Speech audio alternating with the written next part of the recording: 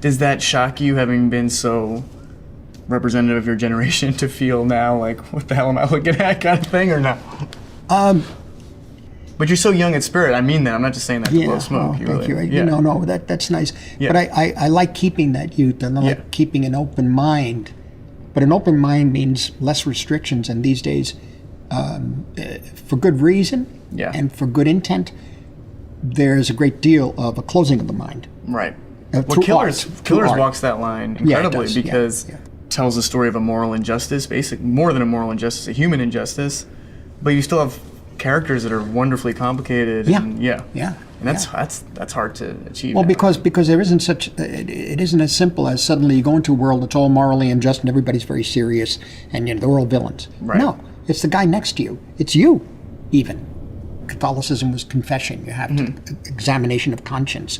Or in Maoist, it was Maoist self-criticism. You know what I mean? Right. But not to be afraid to criticize yourself. Right. And don't become cowed by what other people think. Right. And what they want you to think, I should say. Right. Do you feel like the story around your life and your work, impacted the kind of movies you were making? I don't know. The story of my life was, I guess, wound up in the movies in the mid-'70s. That was a little rough period. Pretty rough period till about 78. 76, 78 were pretty tough. And came out of it at the end of 78. I just embraced myself from where I came from and did this film that De Niro really wanted me to make over the years, but I had resisted. And that was Raging Bull. I think I read that you hadn't wanted to do it at first. Well, for many different reasons. He saw it sooner than I did. He knew it was me. He knew it was in me, the Jake LaMotta character that we were making. And so then I felt comfortable. And I realized, I know You didn't see it at first, you thought? No, I was blind. Because you thought you didn't relate to it, or? It was, first of all, we hadn't really consolidated the script. Well, it's a huge story. Yeah. And the last 30 minutes are a different movie in an amazing way. Yeah. But there were different things. The relationship with De Niro was changing too. Because of his stardom?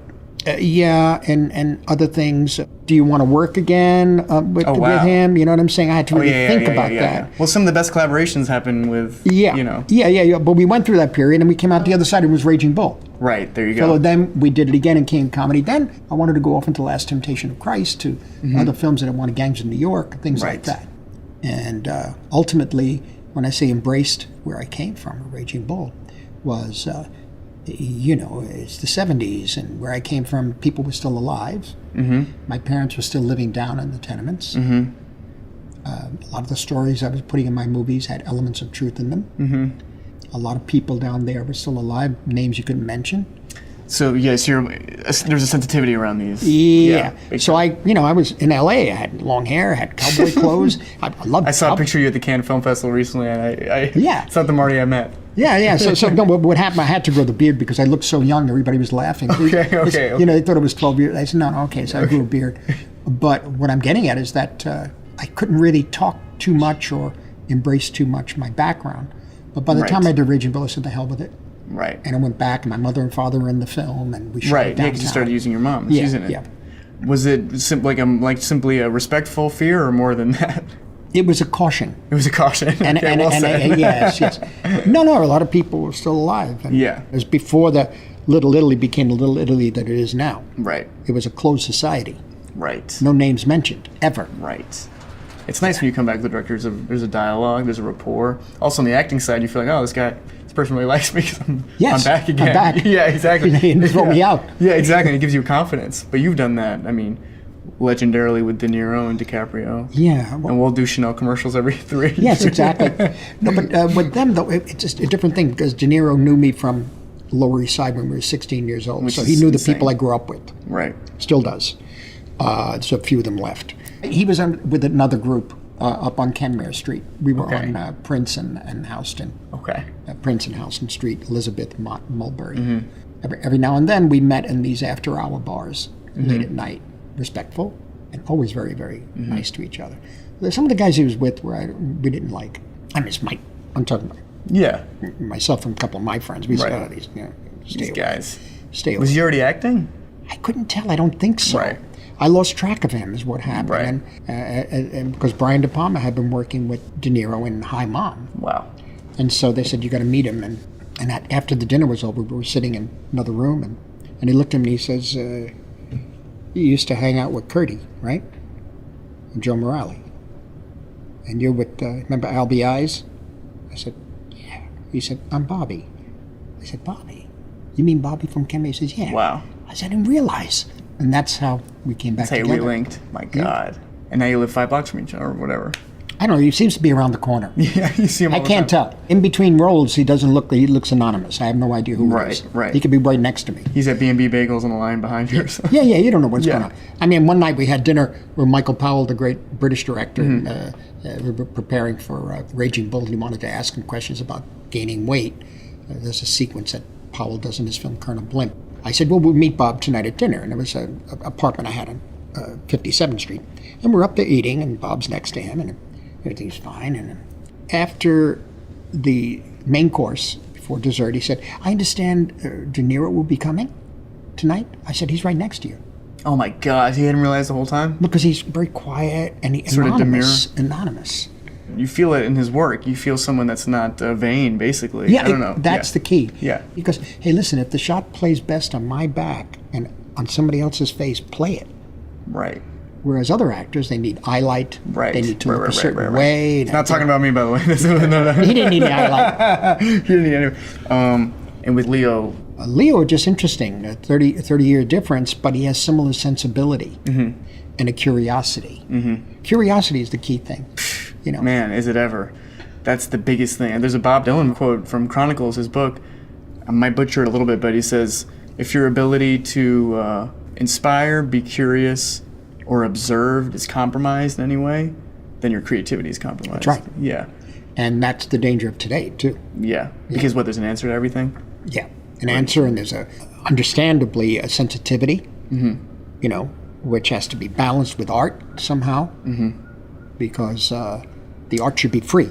I just read for Taxi Driver that there was some, like, all the directors had come up with some rule or something. I'm going to butcher this too, but that to be moralistic, to not put violence in movies or something. Right. Yeah. I still got that. I got that. Oh my God! I was shunned for Goodfellas. Now, why? I was shunned in certain Italian restaurants that wouldn't let me in. Would you feel like over the years that perception changed? No, I mean, look, violence is in ancient Greeks. Violence usually took place off stage, and it was described. It was just, Right. It was off stage. A messenger comes in and says, "You should see what happened." Right. You should see what they did to you know. Right. Peleus, he was up there, and they tore him apart in the Bacchae. Oh my God, you know. Also helps the fight budget and the stunt budget. Yeah. But it was just as scary and just as disturbing, highly stylized. I guess I've had this kind of question about violence going all the way back to Mean Streets, you know. But I grew up in a place that was, you know, violence was a form of expression. Right. And communication. Yeah, and it was serious. There was a difference between a friendly slap and a slap. And that was up to you to determine. You could see that in Goodfellas when he said, "Do you think I'm funny?" Was that scripted? No. Yeah, that wasn't scripted. No, something happened to Joe in his life. And he told me, and he said he got himself out of it. He got him by saying, so he was on the opposite side of that situation. Says, yeah, you're screwing with me. You're screwing with me. I said, I had you there, you bastard. I had you, you know? And I said, that's the story. It wasn't even the script, we put it in. That reminds me when I was in middle school on 108th in Amsterdam, and I saw one of my good friends, Jordan, the week before. Someone said to him, he got in basically a tussle, an argument with a guy, and he said to the guy, "Oh, you're so tough, punch me in the face." And he leaned in. And the other guy was terrified, and he backed down. So, you know, a week later, I was getting hassled by some kids, and I leaned into the guy and said, "You're so tough, punch me in the face." And I got punched. One of the few times in my life I got punched so bad. That really hurts. Yeah. It was one of the few times in my life I got really rocked in the face. It's a good lesson, though. Yeah, no, I found, luckily I had the asthma because they would leave me alone. You. They're some of the toughest guys. They would fool you around and get mad at you and then say, "No, it's all right, the kid's sick." And they would take, "Yeah, come here." And they would take care of me. Oh, I love in the spot when you say, "Well, I'd be kinder to myself." And wait, I don't remember that. This it's must in be there the new now. version. Yeah, we put that in.